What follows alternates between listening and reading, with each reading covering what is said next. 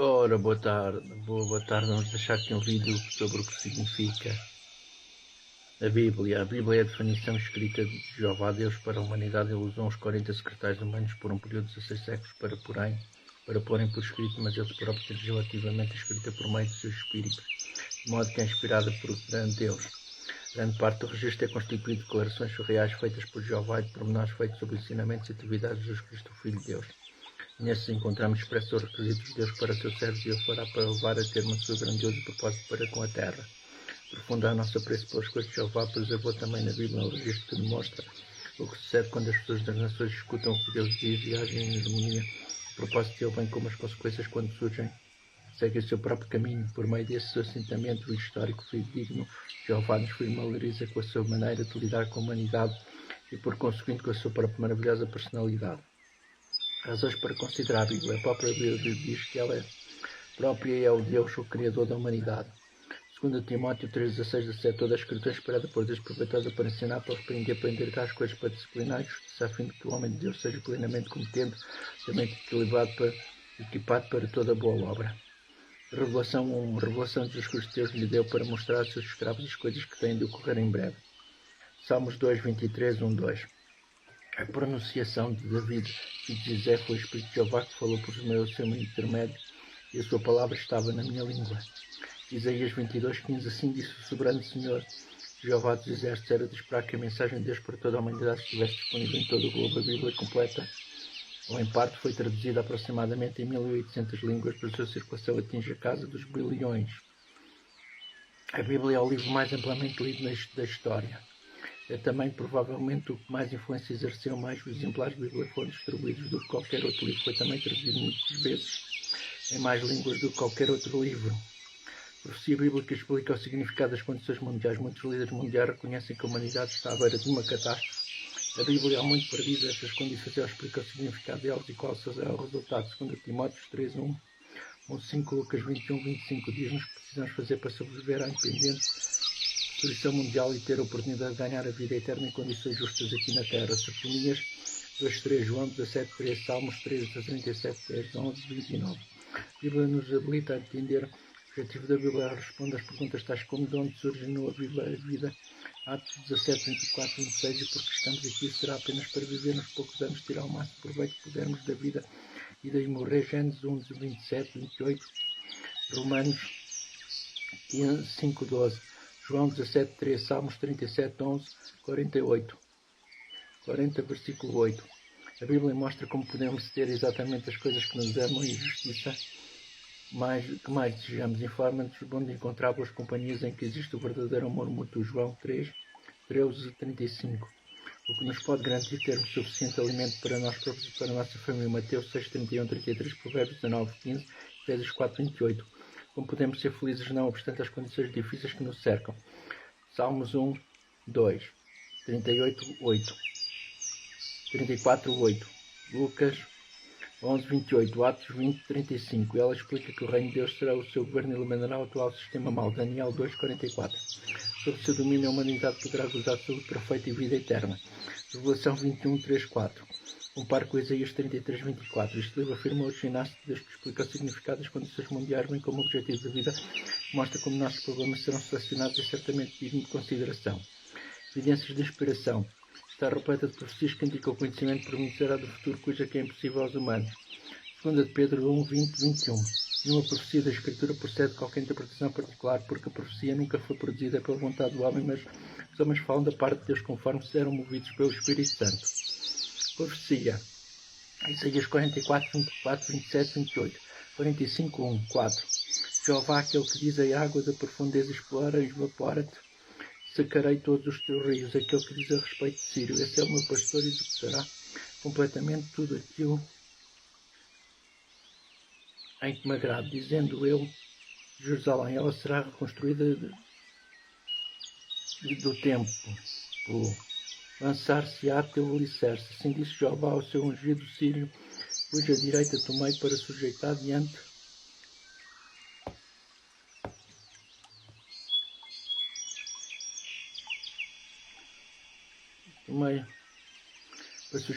dele nações, a fim de eu cingir ou até mesmo os quadrinhos do reis para abrir diante as portas duplas, de modo que nem mesmo os portões se fecharão. Eu mesmo irei na tua frente, endireitarei as ondulações do terreno, destroçarei as portas de cobre e cortarei as trancas de ferro. Por causa do meu servo Jacó e de Israel, meu escolhido, passei mesmo a chamar-te pelo teu nome. Escrita feita por Isaías, completada cerca de 722 da Era Comum. Cumprimento. Sírio não tinha nascido quando a profecia foi escrita. Os judeus não foram levados ao exílio em Babilônia, senão em 617 da Era Comum. E Jerusalém e o seu templo não foram só destruídos em 607 da Era Comum. A profecia se cumpriu com pormenores a partir de 539 da Era Comum. O Sírio desviou as águas do rio Eufrates para um lago artificial. As portas de Babilônia que davam para o rio haviam sido deixadas abertas por descuido. Uma festa nas cidades, e Babilônia caiu nas mãos dos medos. Dispersa sob o comando de Sírio. Depois disso, Sírio libertou os judeus do exílio e enviou de volta a Jerusalém com instruções para reconstruir o templo de Jeová. Toda a escritura inspirada por Deus e proveitosa. Profecia. Jeremias 49, 17, 18. Edom terá de tornar-se um assombro. Todo aquele que passar por ela olhará espantado e subirá por causa de todas as suas pragas. Como no derrubamento de Sodoma e Gomorra, bem como suas cidades vizinhas, disse Jeová, não morará ali nenhum homem. A escrita das profecias de Jeremias foi completada por volta de 580 da Era Comum.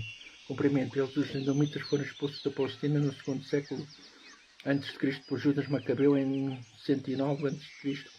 João Iricano, chefe Macabeu, estendeu o reino de Judá para incluir a parte das terras edomitas. No primeiro século da Era Comum a.C., a expansão romana iluminou os últimos vestígios da independência edomita depois da destruição de Jerusalém pelos romanos em 70 a.C.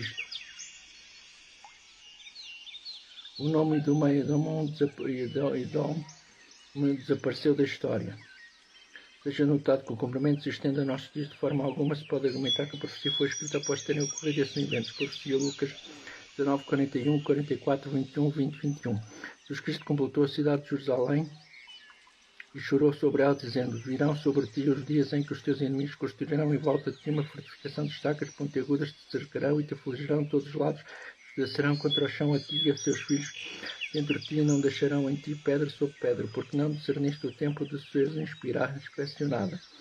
2 dias depois deu-se o seguinte conselho a seus discípulos: quando vires Jerusalém cercada por exércitos acampados, então sabei que se tem aproximado a desolação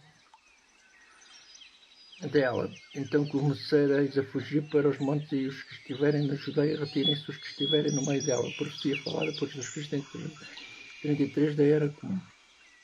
Cumprimento. Jerusalém se revoltou contra Roma em 666 da Era Comum, e o exército romano, sob o comando de Gésio Gálio, atacou a cidade, mas conforme relata o historiador judeu José, o comandante romano subitamente retirou seus homens, abandonou a esperança, embora não tivesse sofrido nenhum revés contra-lógico, retirou-se da cidade. Isto deu uma oportunidade para os cristãos fugindo da cidade, que fizeram mandando-se para ela além do Jordão, segundo Eusébio de Panfilio.